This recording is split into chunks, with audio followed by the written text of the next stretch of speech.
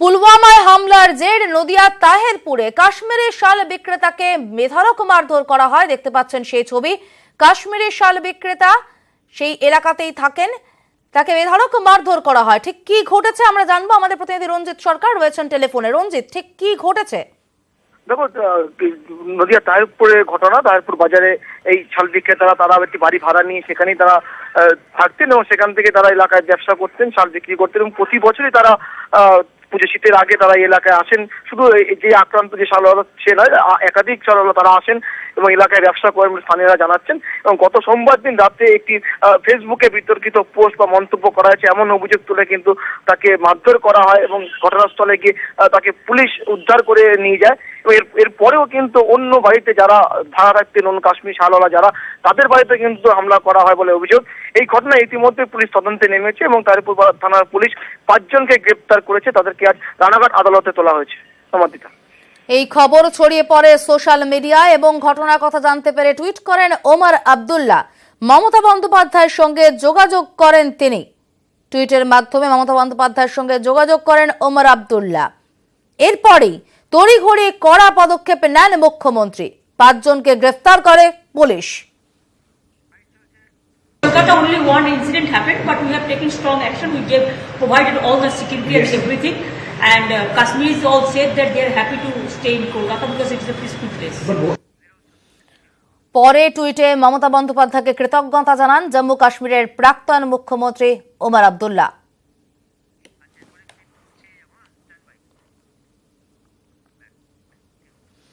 স্বাধীনতার মুখে ব্রিটিশদের কফিনে শেষ পেরেক পুঁতে দিয়েছিল তেভাগা আন্দোলন। ভাগচাষীদের এই আন্দোলন থেকেই পরবর্তীকালে জন্ম হয় নকশাল আন্দোলনের।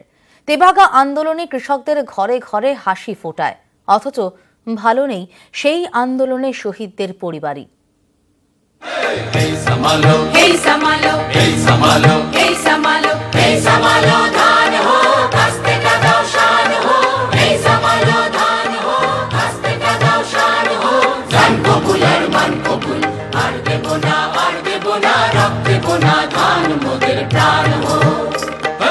এই অঙ্গীকার নিয়েই শুরু হয়েছিল তেভাগা আন্দোলন। ন্যায্য দাবি আদায়ে জমিদার ও ব্রিটিশ পুলিশের বন্দুকের নলের সামনে বুক চিতিয়ে দাঁড়িয়েছিলেন হাজার হাজার কৃষক। ফসলের 3 ভাগ দিতে হবে ভাগ চাষিদের, 1 ভাগ পাবেন জমির মালিক। এই দাবি থেকেই জন্ম তেভাগা আন্দোলনের। গত শতাব্দীর 4 দশকের মাঝামাঝি স্বাধীনতার মুখে দাঁড়িয়ে আন্দোলন শুরু করেছিলেন ভাগ চাষিরা। দক্ষিণ 24 পরগনার কাকদ্বীপ থেকে শুরু হয়ে যা ছড়িয়ে পড়ে গোটা অবিভক্ত বাংলাতেই। 1947-এর 20 ফেব্রুয়ারি বালুরঘাটের খাপুর গ্রামে তেভাগা আন্দোলন রুখতে নির্বিচারে গুলি চালায় ব্রিটিশ পুলিশ, যার পেছনে মদত ছিল স্থানীয় জমিদারদেরও। সেদিন ব্যারেলের মুখে প্রাণ হারান 22 জন কৃষক। তারপর থেকেই দেশে কৃষক আন্দোলনের মাইলস্টোন হয়ে রয়েছে তেভাগা আন্দোলন। সেই সময়টা সারা পশ্চিমবঙ্গে বা ভারতবর্ষের অন্ধ্রপ্রদেশ বিভিন্ন জায়গাতে, তেলেঙ্গানাতে সেই আন্দোলনগুলো হয়েছিল।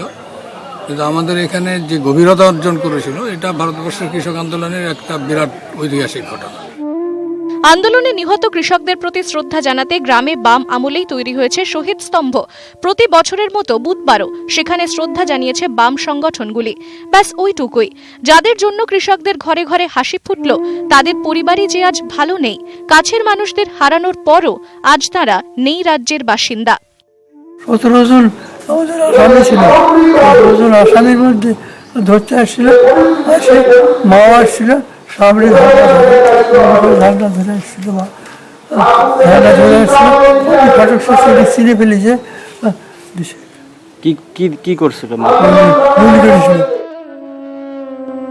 কবে হাসি ফুটবে যশোদা রানী সরকার, গুরুচরণ বর্মনদের উত্তরসূরিদের মুখে? কাগুজে স্বীকৃতি নয়, কবে প্রকৃত সাহায্য পাবে শহীদ পরিবারগুলি? উত্তর এখনো যে অজানা। নিউজ 18 বাংলা। হলদি নদীর ওপর পল্টন ব্রিজ বা ভাসমান জেটি তৈরির কাজ শুরু হলো।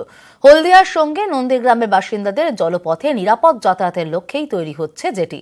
পরিবহন দফতরের উদ্যোগে প্রায় 2,82,00,000 টাকা ব্যয়ে তৈরি হচ্ছে জেটি। কলকাতা থেকে দীঘা যেতে বিকল্প পথের কাজও এগোচ্ছে।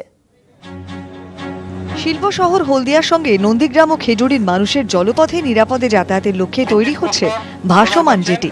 কংক্রিটে তৈরি জেটি আগেই ছিল, কিন্তু জোয়ার এলে বিপদ বাড়ে যাত্রীদের। সে কথা মাথায় রেখেই তৈরি হচ্ছে নতুন এই ভাসমান জেটি। বিগত দিনে যে সরকার ছিল যাত্রী নিরাপত্তা নিয়ে মানে বিশেষ করে জলযানের যে নিরাপত্তা সেগুলো কোনো কিছুই করতেন না, যেটা শুভেন্দুবাবু দেখছেন মাননীয় মন্ত্রী। জলপথে হলদিয়া নন্দীগ্রামের পাশাপাশি খেজুরি চণ্ডীপুরের মধ্যেও সহজ যোগাযোগ তৈরি করবে অত্যাধুনিক এই জেটি। 25 মিটার লম্বা ও 8 মিটার চওড়া হবে ভাসমান জেটি। নদী পাড়ের আরসিসি লিংক প্ল্যাটফর্মের সঙ্গে যুক্ত করা থাকবে জেটি। অ্যাপ্রোচ রোডের সঙ্গে 2 মিটার চওড়া ও 35 মিটার লম্বা গ্যাংওয়ে দিয়ে যুক্ত থাকবে প্ল্যাটফর্ম। জেটিতে থাকবে পর্যাপ্ত আলোর ব্যবস্থা। জেটি তৈরির খরচ 2,81,69,598 টাকা।